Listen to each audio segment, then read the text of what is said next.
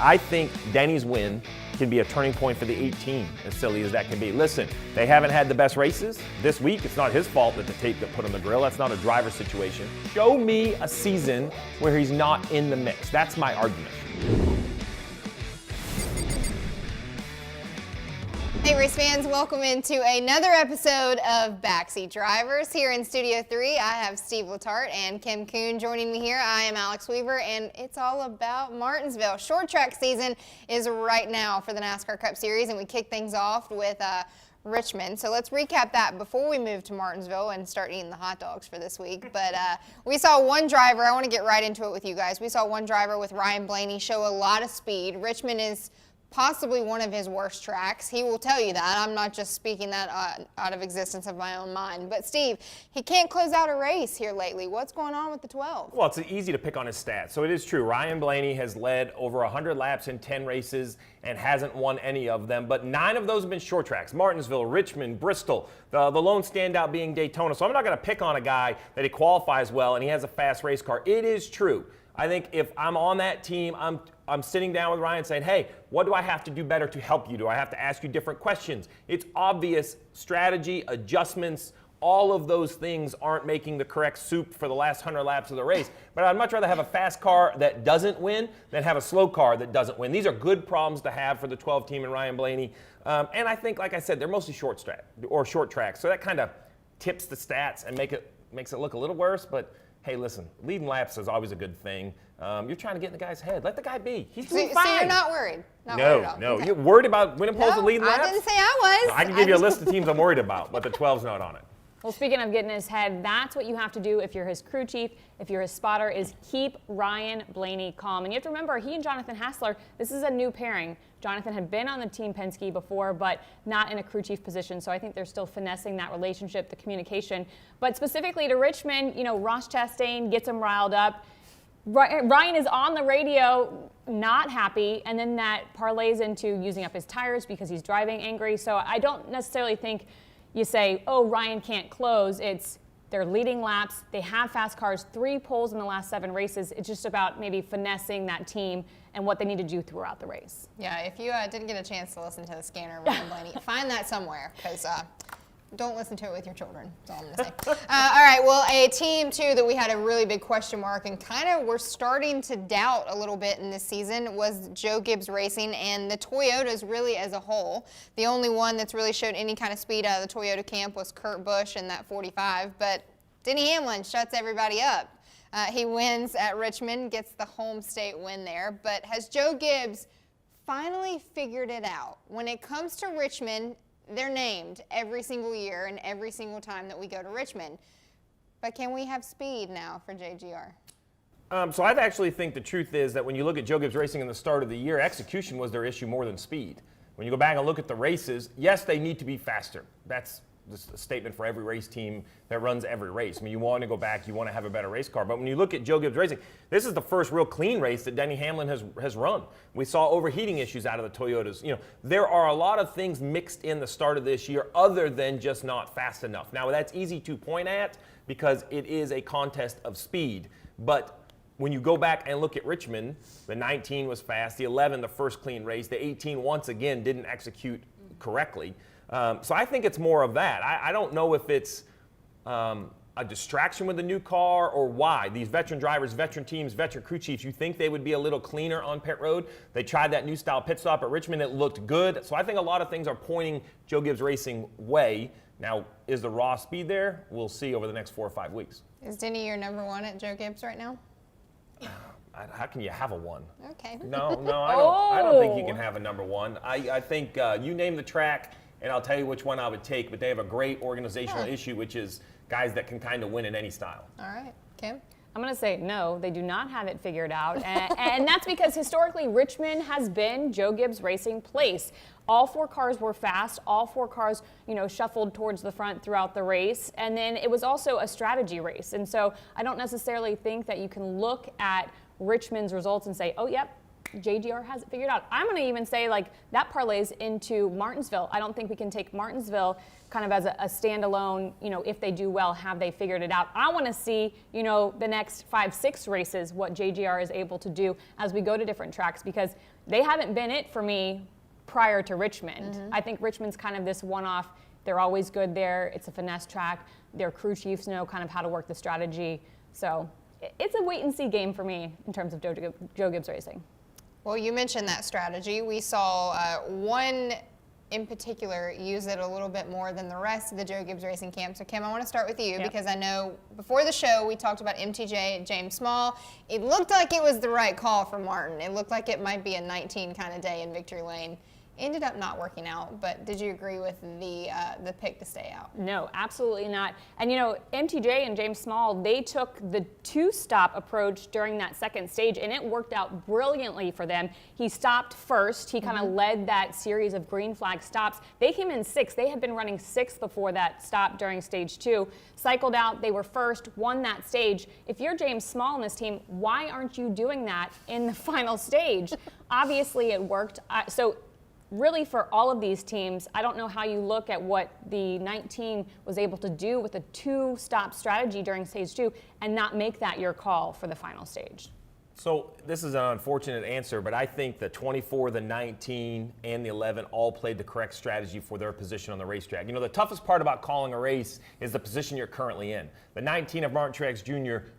caught the 24 car, couldn't get by him for multiple laps, so James Small found a way to give his driver an advantage. The advantage he chose was fresher tires by running about 10 laps longer than the 24. The 24 of William Byron as the leader was the first on pit road, and then he kind of reassumed the lead.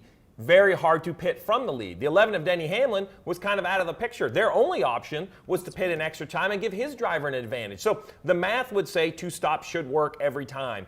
But the problem is, I can tell you how all of those strategies also go wrong, right? William Byron pits from the lead because the math says it's correct. A pit issue, a caution flag, an issue on pit road. Now you've lost a race that you gave up the lead of. Martin Truex Jr. had better tires, couldn't get by William Byron when they were only 5 laps. So James Small runs about 10 laps longer, tries to give a little bit better advantage. And you just don't know in traffic. Maths would say he shouldn't catch Byron, but maybe you catch him on a lap car and find him. And then the Denny Hamlin, that's an easy strategy to look on paper and say, well, this should work. But you have to have a pretty masterful driver-spotter pairing to work traffic. Because data's great, but in the end, there are human beings driving these race cars. I know we want to forget about that and make them all computers. But those human beings, both the aggressor and Denny Hamlin, and every lap driver that he's going by, he has to do it cleanly, efficiently. It doesn't take but 1 or 2 hang-ups to have a strategy. So I think 3 guys called the right race, and in the end, the 11. I'll tell you who surprised me the most was Kevin Harvick. I didn't see a strategy that put him in contention, and he matched the 11 strategy and then had enough pace to make it pretty interesting. All right, well, coming from the crew chief's mouth himself, they all made the right call. All right, next one, I have it circled, if you can see the proof. I'm pumped to get into this one because this was a hot topic here this weekend in Richmond. I'm not really sure why all of a sudden we're talking about this, but apparently the driver's code is just out the window here for all of us in the NASCAR Cup Series. Kim, you want to start with this one? And then we'll end it over there with Steve. But do drivers respect the driver's code anymore? We heard MTJ talk about it. We heard Denny talk about it, both in the press room there at Richmond. But apparently there's no driver code anymore. Well, I think the question you have to ask is who originally had a driver's code and who didn't. And you talk to some of these drivers who have kids who are coming up through the ranks and saying, this is just how it is nowadays. These kids are plowing through each other. It's demo derby out there. They're doing anything they can win. And so I think we're maybe seeing that from some of the younger generation drivers is it's no holds barred. They do what they can to get the win. Where you talk about some of the veterans, the Kevin Harvicks, the Denny Hamlins, the Martin Truex Jr.'s, they still live and die by this driver code. And, I'm going to respect you, you respect me kind of thing. So I think it's not a yes or a no. It's who has a driver's code and who doesn't. What's a driver's code?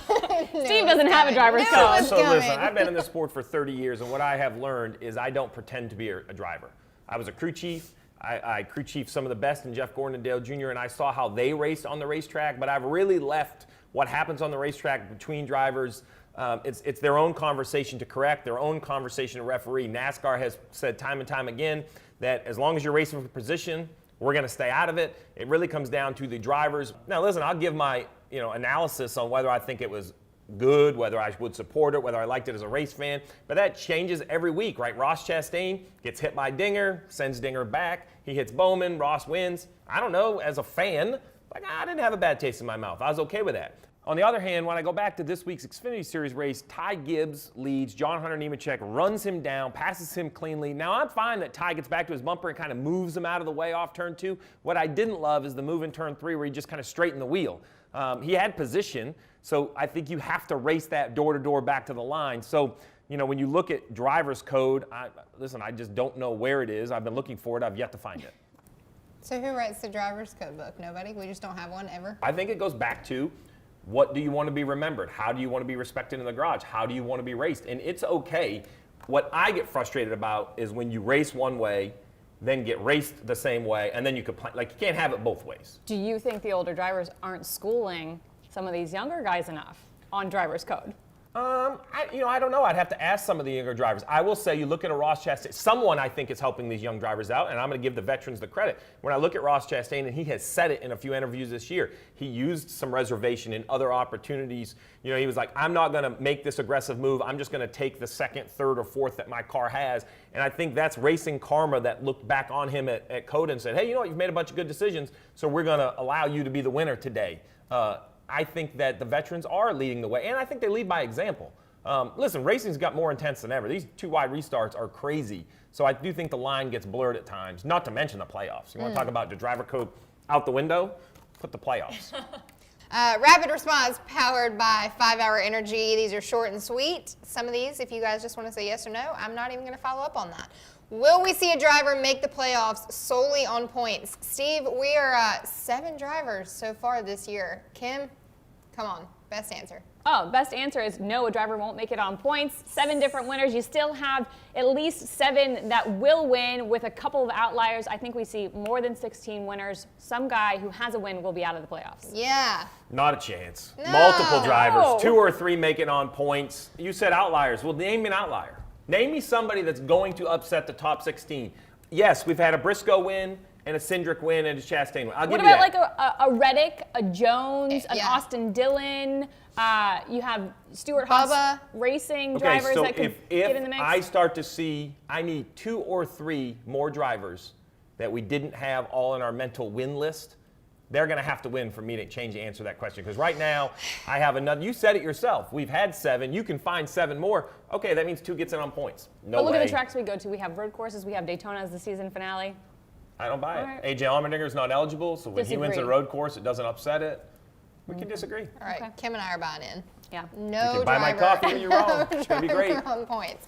All right, next question. Who's currently the top dog at Hendrick Motorsports? It looked like yesterday it was going to be William Byron and Rudy Fugle sitting there in victory lane, but ended up not being the song and dance for them. But who's the top dog at HMS, Kim? It's going to go Kyle Larson. I know he doesn't necessarily have, all of the finishes we expected based on what we saw last season, but I'm looking at that entire team. Cliff Daniels, you listen to him on the radio during the race. He has got everything figured out. It feels like in terms of strategy, what other teams are doing. So I think collectively, if we're looking at an entire team, it's still the 5 car for me.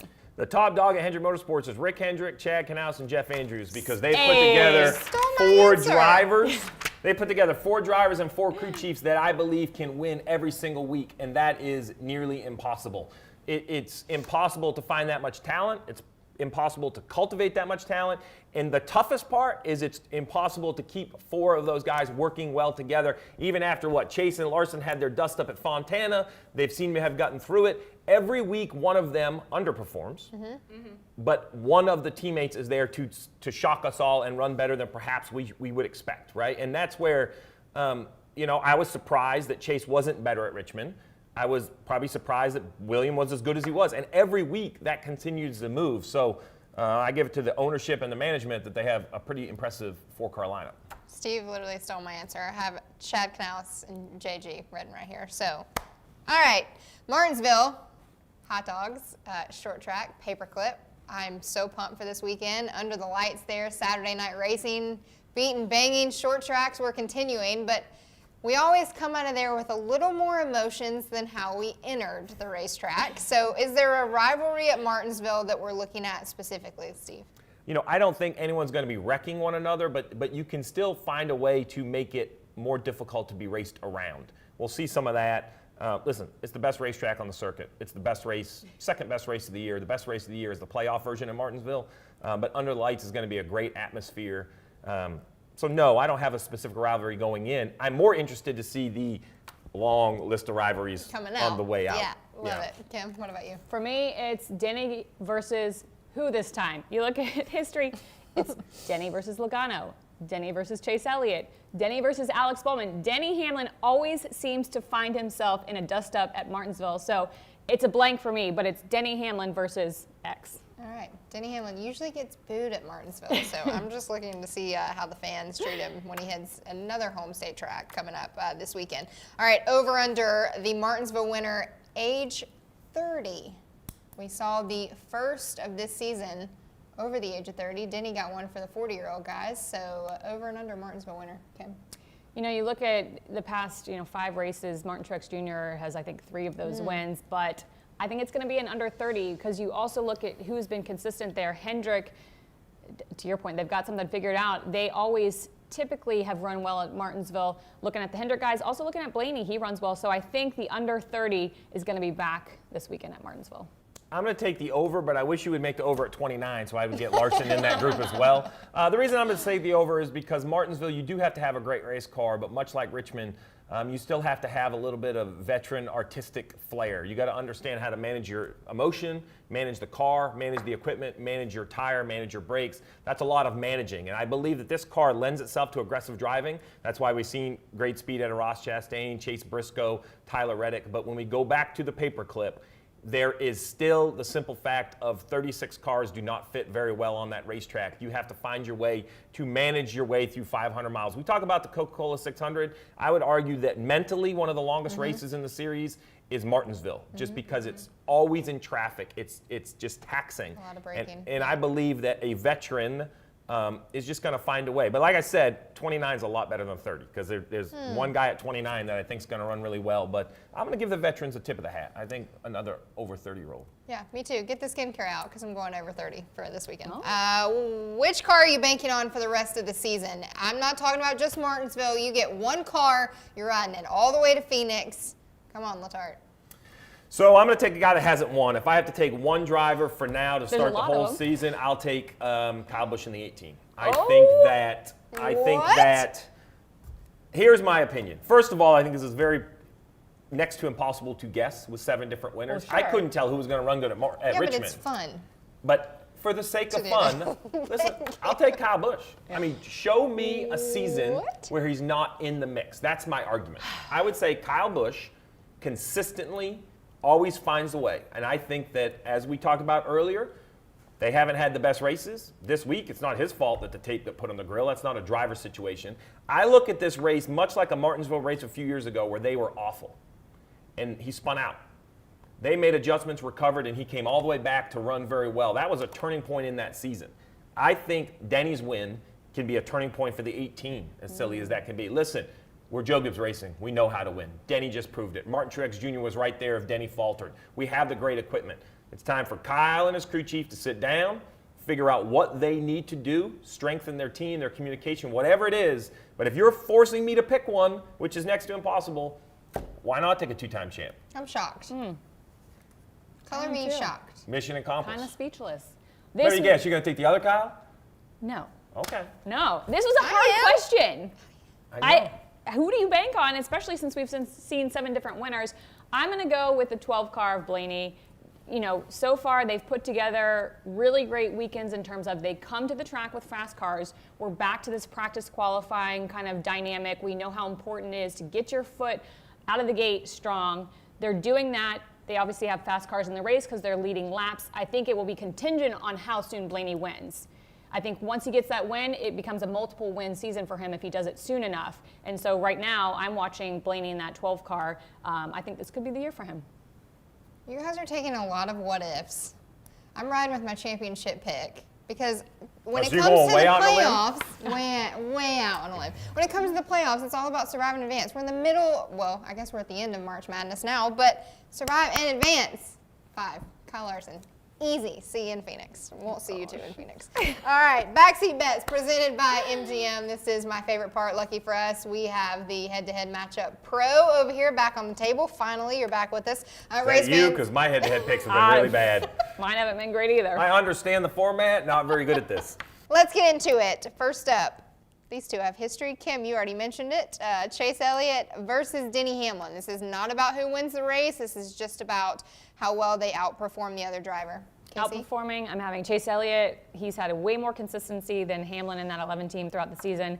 And Chase runs well at Martinsville. I'm going Chase Elliott. I don't think it's a bad pick. I'm taking Denny Hamlin just because I think that the pressure of mistakes was mounting. Driver mistakes, he blamed it on himself, said, hey, he's missed a shift, did some other things. He went to victory lane. I think he's just going to be relaxed and have fun at Martinsville. And I don't care who the race car driver is. When you kind of just let them relax and be at their best, I think that's when they do their best. I think Chase is looking for a good run. Danny Hamlin's just looking for another win. Yeah, Chase Elliott will disagree on both of these things because I'm not picking him, and I'm also riding with momentum, so I'm going the 11, Denny Hamlin.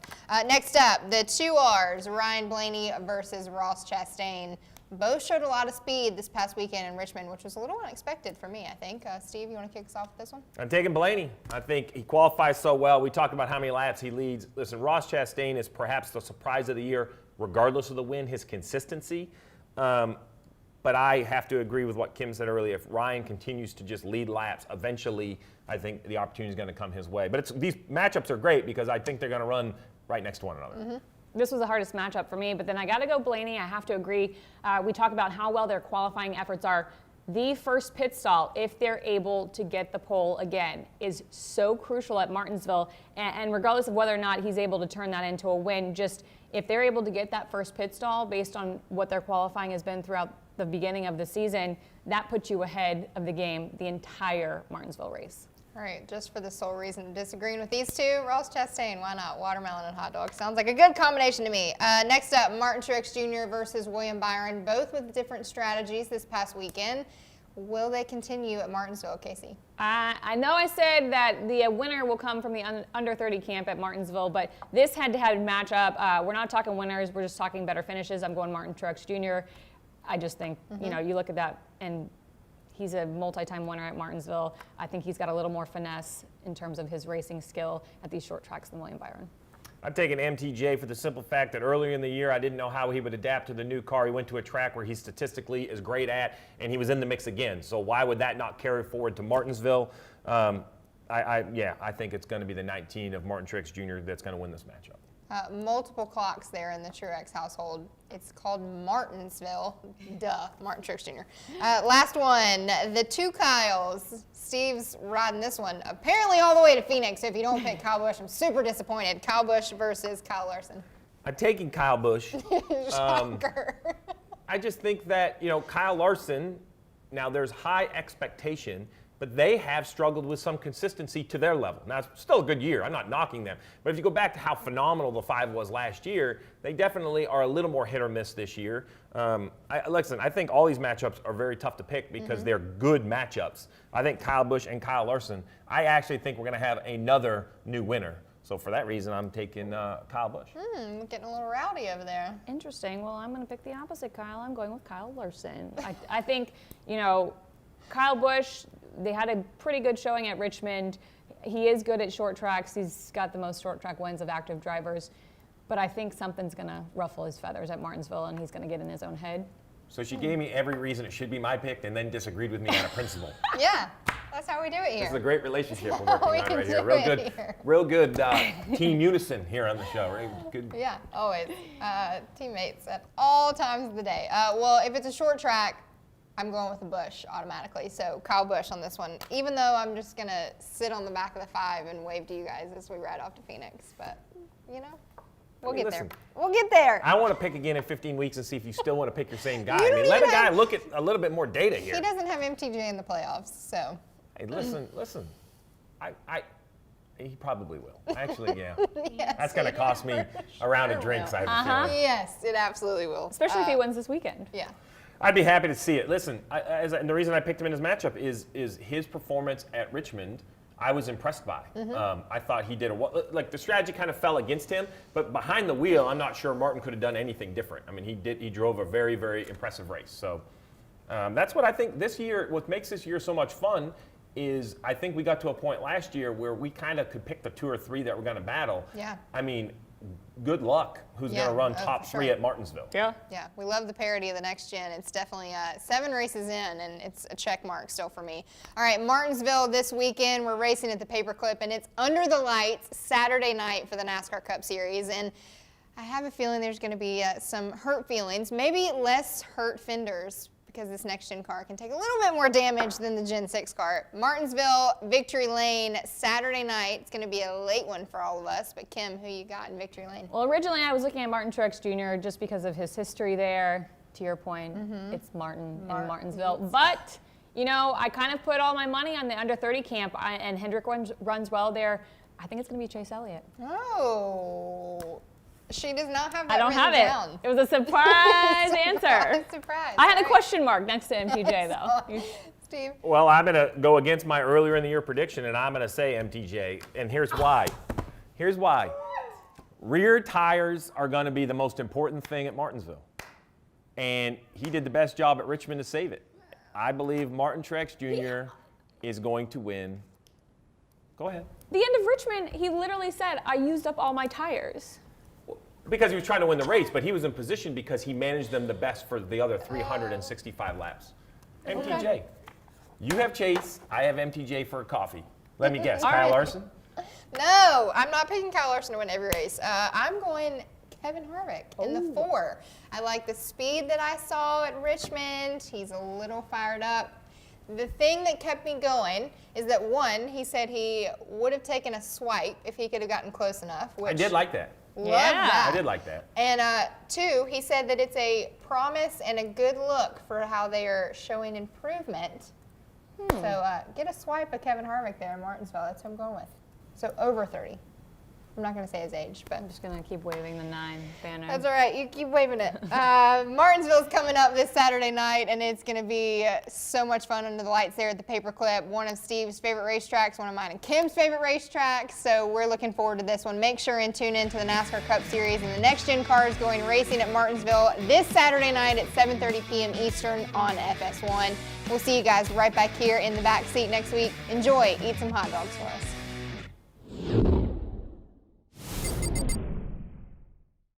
Thanks for watching. Subscribe to our channel for more clips, highlights, and full-length episodes. Also, check out NASCAR.com to stay up to date with all the latest news.